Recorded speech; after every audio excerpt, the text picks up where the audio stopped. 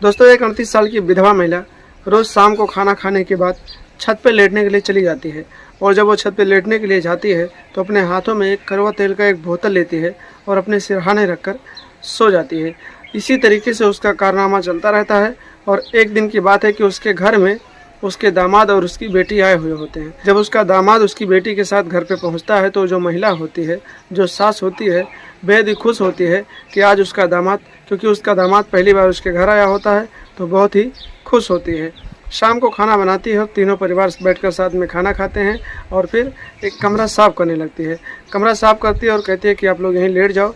तो दामाद कहता है कि नहीं माता जी, हम लोग नीचे क्यों लेटेंगे, बहुत गर्मी है, हम लोग छत पे लेट जाते हैं। फिर वो जो सास होती है कहती है कि नहीं, आप लोग नीचे ही लेट जाओ, क्योंकि आप लोगों को छत पे लेटाऊंगी तो लोग आसपास के लोग तरह तरह की बातें करेंगे और मेरा मजाक उड़ाएंगे। इसी तरीके से दामाद ही मान जाता है और नीचे ही लेट जाता है। और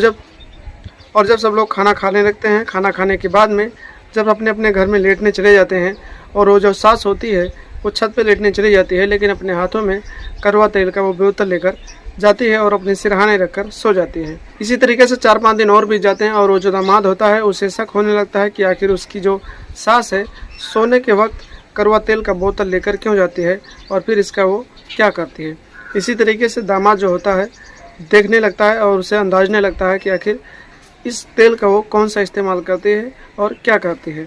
लेकिन दोस्तों, एक दिन एक ऐसा राज खुलकर सामने आता है जिसे देखने के बाद दामाद एकदम से भौचक्का हो जाता है और दंग रह जाता है। दोस्तों, जब उस तेल का राज उस दामाद को पता चल जाता है तो जो सास होती है वो डर जाती है कि कहीं ये राज उसकी बेटी को ना पता चल जाए, जिसकी वजह से वो अपने दामाद को ही मौत के घाट उतार देती है। तो दोस्तों, कौन सा आखिर वो राज है और क्या है इस कहानी के पीछे का पूरी सच्चाई, और क्यों उस सास ने अपने ही दामाद को मार डाला और दामाद ने उस करवा तेल का ऐसा क्या राज जान लिया था। दोस्तों, इस वीडियो में पूरी कहानी आपको बताएंगे, बस आप लोग वीडियो में अंत तक ज़रूर बने रहना। और दोस्तों, आप लोगों से साथ में एक रिक्वेस्ट है, हाथ जोड़ के रिक्वेस्ट है कि आप लोग अगर हमारे वीडियो को पहली बार देख रहे हैं, हमारे चैनल पर पहली बार आए हैं, तो हमारे चैनल को सब्सक्राइब ज़रूर कर लेना और साथ में वीडियो को लाइक भी ज़रूर कर देना। तो आइए दोस्तों, वीडियो में आगे बढ़ें और आपको पूरी कहानी विस्तार से बताते हैं कि आखिर एक सास ने अपने ही दामाद को क्यों जान से मार डाला और उस दामाद ने सास का ऐसा कौन सा राज जान लिया था। नमस्कार, प्रणाम दोस्तों, मैं आप सबका दोस्त, आप सबका भाई अजय राज, और आप लोग देख रहे हैं हमारा और अपना YouTube channel the story of एक के। दरअसल दोस्तों, ये घटना है बिहार का एक ज़िला लगता है सासाराम, और उसी ज़िले में एक छोटा सा गाँव लगता है दत्तापुरवा। उसी गाँव में रहने वाली एक 38 वर्षीय सावित्री नाम की महिला की यह कहानी है। सावित्री नाम की महिला वहाँ पर रहती थी, अपने पति के साथ रहती थी और उसके पास एक 5 साल की लड़की थी। दोस्तों, धीरे धीरे इन लोगों का अच्छे से ज़िंदगी कट रहा था और एक दिन जो सावित्री होती है उसके ऊपर दुखों का पहाड़ टूट पड़ता है और उसके पति की मौत हो जाती है। दोस्तों, जब उसके पति की मौत हो जाती है तो फिर जो सावित्री होती है किसी तरीके से मजदूरी मेहनत करती है और फिर अपने बेटी, उसका नाम जो अंजलि होता है, उस बेटी को पालती पोसती है और उसका पढ़ाई लिखाई करवाती है। देखते ही देखते समय बीतता जाता है और जो अंजलि होती है वो भी बड़ी हो जाती है और उसकी भी पढ़ाई पूरी हो जाती है। तो जो माँ होती है सावित्री, उसे अपनी बेटी की शादी करने की चिंता सताने लगती है और देखते ही देखते समय बीतता है और फिर वो अपनी बेटी अंजलि की अपने गांव के ही बगल एक गांव में शादी कर देती है। दोस्तों, जिस लड़के से वो शादी करते हैं उसका नाम आदित्य होता है। सावित्री अपनी बेटी की शादी कर देती है और फिर अच्छे से अपने घर में हंसी खुशी रहने लगती है और उसकी बेटी भी अच्छे से हंसी खुशी रहती है। उसकी जो बेटी होती है उसका पति कोई बाहर रहकर कोई काम करता है, तो अक्सर वो अपनी पत्नी को लेकर बाहर ही रहता है और उसकी बेटी भी खुशी खुशी अपनी ज़िंदगी काट रही होती है। एक दिन की बात है कि सावित्री जो होती है उसके घर पे उसका दामाद आता है। पहली बार उसका दामाद उसके घर पे आता है, उसकी पत्नी के साथ आता है अपनी, तो वो बहुत खुश होती है और अपनी बेटी और अपने दामाद को देखकर एकदम से खिलखिला उठती है और मन ही मन खुश हो जाती है। दोस्तों, वो जो दामाद पहुंचता है तो फिर सावित्री जो होती है बहुत ही खुश होती है, उसे पानी देती है, उसका हाल चाल पूछती है और उसे फिर शाम होता है, खाना बनाती है और खाना बनाकर दोनों परिवारों को खिलाती है। तीनों लोग साथ में बैठकर खाना खाते हैं और फिर एक कमरा साफ़ करने लगती है। कमरा जब साफ़ करती रहती है तो दामाद कहता है कि माता जी, आप ये कमरा क्यों साफ़ कर रही हैं। तो जो सास होती है कहती है कि बेटा, आप लोग दोनों लोग यहीं पर सो जाना और मैं छत पे सो जाऊंगी। वो दामाद जो होता है कहता है, इतनी गर्मी है माता जी, तो आप क्यों टेंशन लेती हैं, हम लोग भी छत पे ही सो जाएंगे, आप इतना परेशान मत होइए। लेकिन वो जो सास होती है कहती है कि नहीं बेटा, तुम लोग छत पे सोओगे तो आसपास के लोग देखेंगे तो तरह तरह की बातें करेंगे और मेरा मजाक उड़ाएंगे कि अभी दामाद पहली बार आया है और उसे छत पे लेटा दिया है।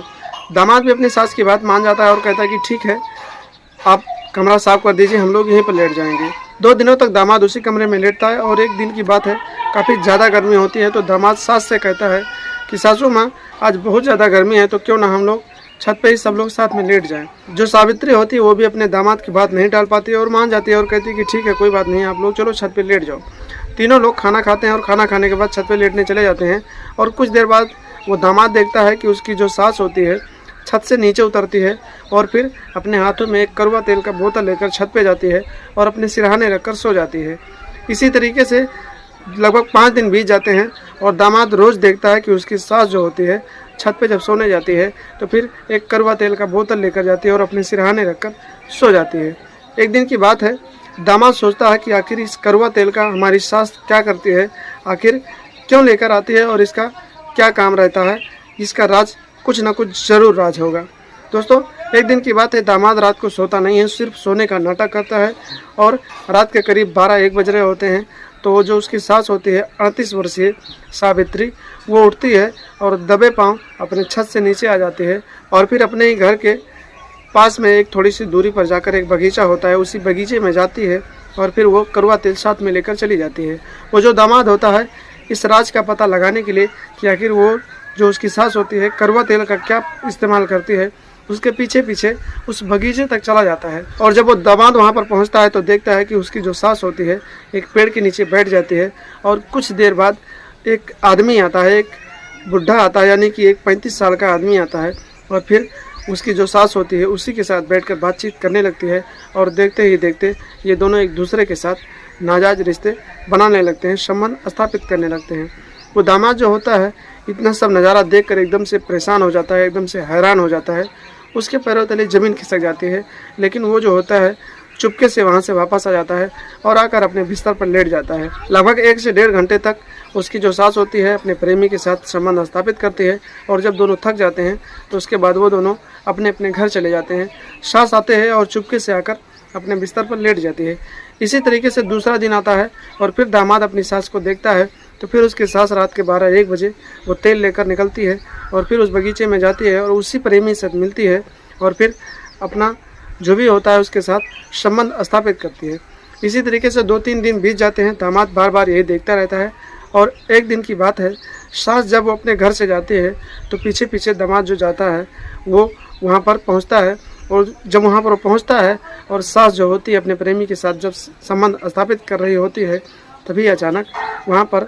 कुछ जानवर आ जाते हैं जिसकी वजह से दामाद को वहाँ से भागना पड़ता है और फिर सास को जो होता है शक हो जाता है कि यहाँ पर कोई है तो फिर वो उठकर वहाँ पर जाकर देखती है तो वहाँ पर देखती है कि उसका दामाद ही था। इतना जब नज़ारा देखती है सास तो उसके पैरों तले ज़मीन खिसक जाती है और वो अपने प्रेमी से कहती है कि ये तो हमारा सारा राज इसको पता हो गया है और ये जाकर हमारी बेटी को बता देगा तो हमारी बहुत बदनामी होगी। सास जो होती है कड़वा तेल लेकर जाती है और अपने प्रेमी के साथ मिलती है और दोनों उस कड़वा तेल को यूज़ करते हैं और फिर एक दूसरे के साथ संबंध बनाते थे। दोस्तों, उस दिन जब दामाद को सास देख लेती है तो फिर अपने प्रेमी से बातचीत करती है कि आखिर हमारी बहुत बदनामी होगी, मेरी बेटी को जब पता चलेगा तो मेरी बेटी शर्म के मारे एकदम से मर जाएगी। उसी के बाद उसका जो प्रेमी होता है प्लानिंग बनाता है कि क्यों ना हम दामाद को ही मौत के घाट उतार दें, जिसकी वजह से ये राज यहीं पर राज बनकर ही रह जाएगा। और जो सास होती है वो भी अपने प्रेमी की बात मान जाते हैं और फिर देखते ही देखते दोनों मिलकर दामाद को पकड़ लेते हैं और उसे मारने पीटने लगते हैं। जो दामाद होता है रोता रहता है, चीखता रहता है और कहता है कि मुझे छोड़ दीजिए, मैं किसी को कुछ नहीं बताऊंगा। लेकिन जो सास होती है वो इस बात को बिल्कुल विश्वास नहीं करती है कि उसका दामाद ये बात किसी को नहीं बताएगा और देखते ही देखते वो जो सास होती है अपने प्रेमी के साथ मिलकर अपने दामाद को मौत के घाट उतार देती है और उसकी लाश वहीं पर छोड़कर घर आकर लेट जाती है। जब सुबह होता है तो सास जो होती है उसको तो सब पता होता है, लेकिन वो नाटक करने लगती है और कहती है कि आखिर दामाद जी कहाँ गायब हो गए। उसका खोजबीन होने लगता है और इसकी रिपोर्ट पुलिस में दर्ज करवाती है और फिर कहती है कि रात को हमारा दामाद गायब हो गया और रात से ही नहीं मिल रहा है, हम लोग बहुत खोज रहे हैं। उसकी जो बेटी होती है अंजलि रो रो कर उसका बुरा हाल हो जाता है। पुलिस आती है मौके पर और छानबीन करने लगती है। तभी अचानक गांव का एक व्यक्ति कहता है कि घर से कुछ दूर बगीचे में एक व्यक्ति की लाश पड़ी हुई है चलिए देखिए कहीं वो आपका दामाद तो नहीं है। वहाँ पर जब पुलिस वाले पहुँचते हैं और सावित्री जाती है और उसकी जो बेटी होती है अंजलि वो भी जाती है, तो वहाँ पर अपने दामाद का लाश देखती है और कहती है कि जी हाँ, ये मेरा ही दामाद है। उसकी जो बेटी होती है एकदम से अपने पति का लाश देखती है तो एकदम से बेहोश हो जाती है और वहीं पर बेहोश होकर गिर जाती है।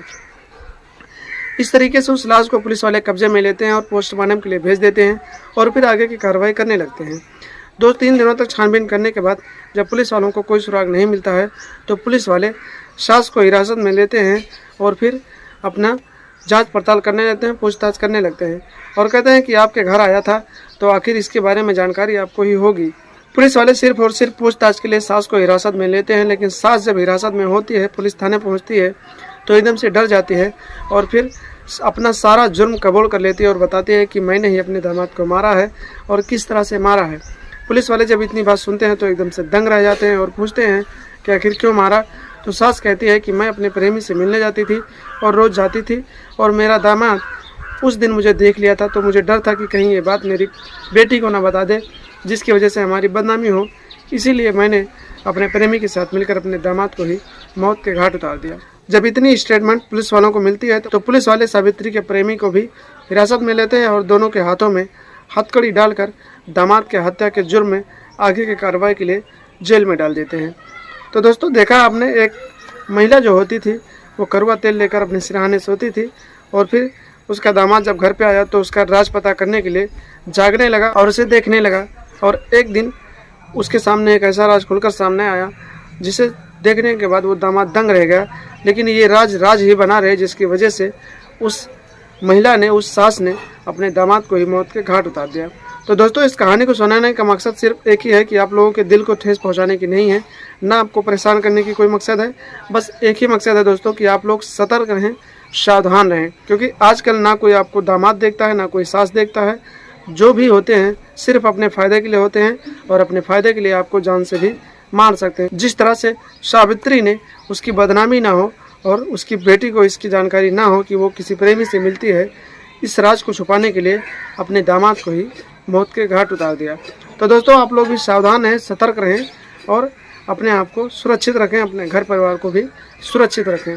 और दोस्तों आज के वीडियो में बस इतना ही। मिलते हैं कल शाम 8 बजे एक नई वीडियो के साथ। तब तक के लिए आप लोग हंसते रहिए, मुस्कुराते रहिए और जाने से पहले आप लोगों से फिर से रिक्वेस्ट है कि आप लोग चैनल को सब्सक्राइब जरूर कर लीजिएगा और वीडियो को लाइक भी ज़रूर कर दीजिएगा और साथ में कमेंट बॉक्स में कमेंट करके बताइएगा कि आप लोग ये वीडियो हमारी कहाँ से देख रहे हैं और आपका नाम क्या है, ताकि आपका नाम मैं अगले वीडियो में खुशी खुशी ले सकूँ और आपका नाम लेने में बहुत ही खुशी हो मुझे। तो दोस्तों हंसते रहिए, मुस्कुराते रहिए और लगातार हमारे साथ बने रहिए और हमारे चैनल को सब्सक्राइब करते रहिए। तो नमस्कार, प्रणाम,